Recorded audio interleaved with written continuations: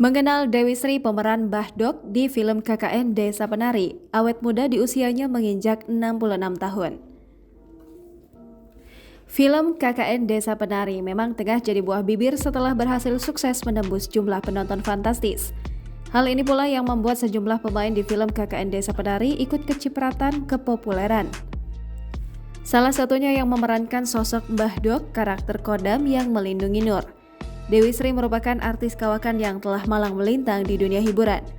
Wanita kelahiran 18 Juni 1956 itu mulai berkarir di dunia hiburan sejak 1980-an.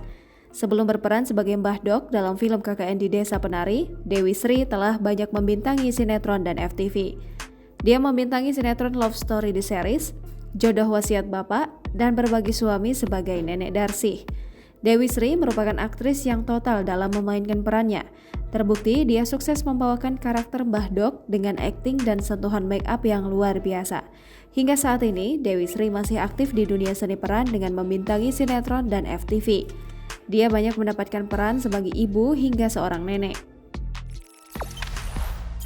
Jangan lupa subscribe, share, komen, dan like ya!